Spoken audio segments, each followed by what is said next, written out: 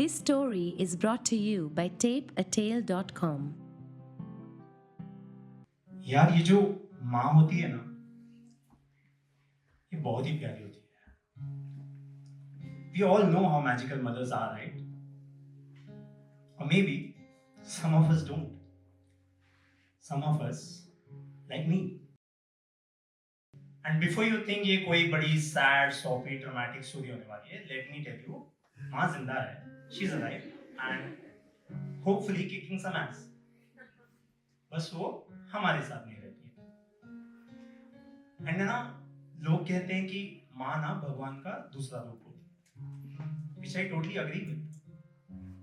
But यार मुझे लगता है ना हम फादर्स की तारीफ ना ज्यादा कंजूसी से करते हैं. बट यार आज at this very special occasion, in this very special moment where I'm sharing my first ever kahani, I want to introduce you guys to this sometimes very annoying, sometimes very loving, sometimes very expressive, sometimes very shy, and sometimes very moody, but always selfless human called Mr.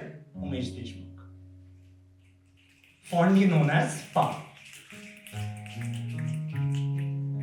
So Pa ना एक single father है. My bad, पा एक double father. Double इसलिए क्योंकि पा ने बहुत सालों से ना मेरा और मेरे भाई का ध्यान एक माँ और एक फादर दोनों की तरह रखा है.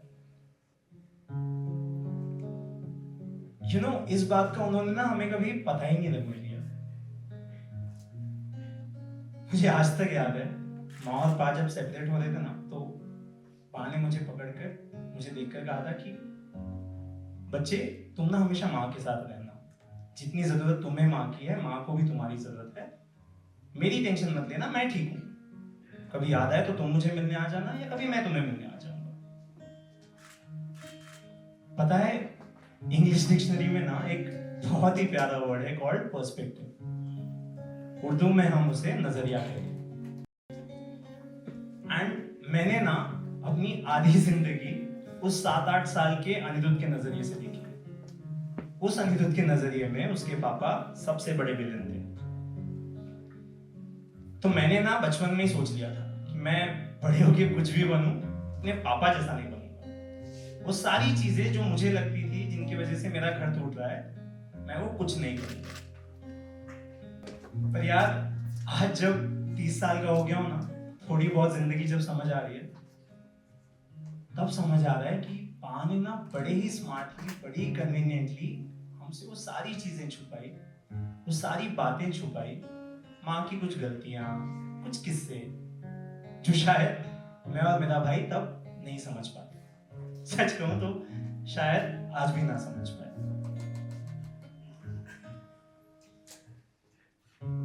पता नहीं, हर बार सोचता हूं कि क्या सही था, क्या गलत था, नहीं समझ आता. खैर एक वो दिन थे, फिर एक वो दिन आया जब माँ डिसाइडेड कि अब हम माँ के घर नहीं रह सकते. सच बताऊं बहुत मार पड़ी थी यार, इतनी कि मेरे होंठ फटके खून बहने लगा. हाथों में जख्म थे और किसी तरह बचते बचाते मैं भाग भाग के रोते रोते अपने पापा की शॉप पे पहुंचा. आंसू इतने बह चुके थे कि कमीज भीग चुकी थी.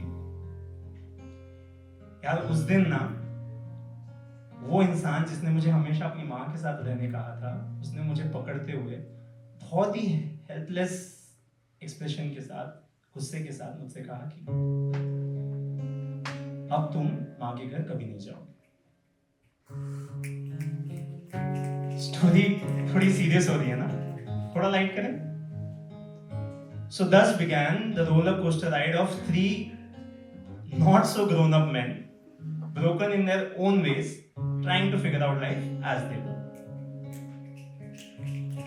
पता है पापा के लिए भी ना उस दिन लाइफ बहुत हार्ड रीसेट हिट कर रही थी.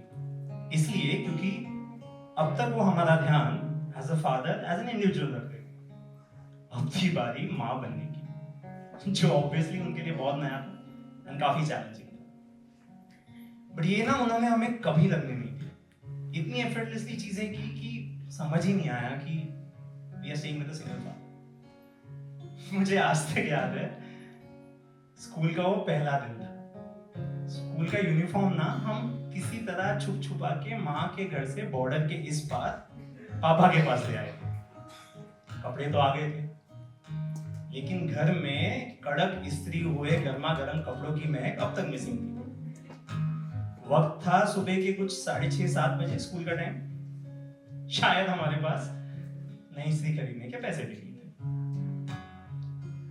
यार उस दिन ना पानी कुछ ऐसा किया जो मुझे आज तक जीने की हिम्मत देता है।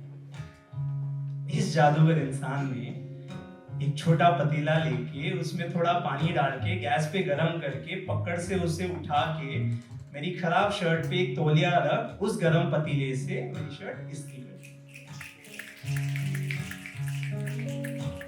मैं बड़ा खुश हुआ।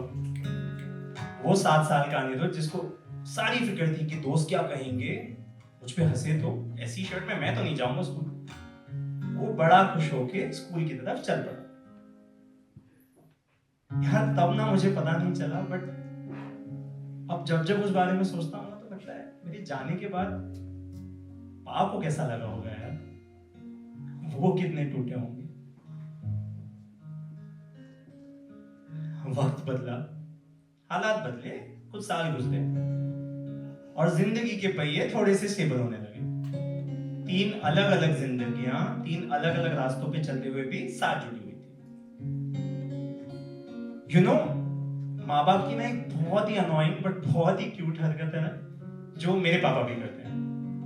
उनकी अपने बच्चों की खुशियों के लिए खुद की खुशियों की कुर्बानी देने की आदत। जब भी ना मैं घर पे आता था अपने दोस्तों के साथ खेल के, और किसी दिन बाय चांस घर में खाना कम बना हो, तो पाना बड़ी घटिया एक्टिंग करके ना मुझसे कहती कि बच्चे किचन में ना 2 रोटी रखी है, फ्रिज में वो भाजी पड़ी है, तू गरम करके पूरी खा जा, मैं दुकान से खा के आया हूं अच्छे से, मेरा पेट भर गया, मैं सोने जा रहा हूं। मैं सोचता हूं कि ये करने की क्या जरूरत थी।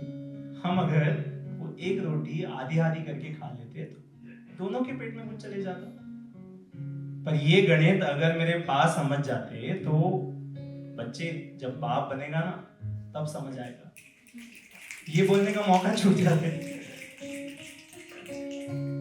सच कहूं यार, मुझे कोई कहानी लिखने नहीं आती। मैं तो एक म्यूजिशियन हूं जो म्यूजिक भी अब तक करना सीख ही रहा है। मुझे जब कॉल आया कि मुझे आप सबके सामने मेरी कहानी पेश करनी है, तो मैंने सबसे पहले सोचा कि यार मैं क्या ही कहूंगा, मैं क्या ही लिख लूंगा। तो हियर्स द ऑनेस्ट ट्रूथ, मैं आप सबसे कुछ नहीं कहना चाहता। मैं मेरे पास से भी कुछ नहीं कहना चाहता। कहना चाहता हूं तो उस 7-8 साल के अनिरुद्ध से, जो अपने पा की तरह कभी नहीं बनना चाहता था, कि यार अगर इस जिंदगी में ना अगर तू 10% भी अपने पा जैसा बन गया ना, तो समझ लेना जिंदगी तुम्हें हासिल कर। एक सीक्रेट बताऊं, मुझे कुर्ता पजामा पहनना बिल्कुल नहीं पसंद। लेकिन बच्चे तो क्या हमेशा जीन्स पहन के शर्ट पहन के घूमते रहते। कुर्ता पजामा पहना कर मेरा बच्चा ना रणवीर सिंह लगता है, Ranveer Singh. So this story tonight here is for the special human called Mr. Umesh Deshmukh, जो ऐसे तो मेरे शोज पे यूजुअली नहीं आते काम की वजह से, या उन्हें लगता है कि अगर मैं आ गया तो अनिरुद्ध चने के झाड़ पे चढ़ जाएंगे। For the very first time when I'm sharing my first ever कहानी, he's here in the house. So if you can, not for me, give it up for Mr. Umesh Deshmukh. मैं शायद सामने ना कह पाऊँ, पर बिकॉज मुझे आप अभी लिख नहीं रहे हो, मेरे परिवार, I love you and thank you for looking after us the way you are.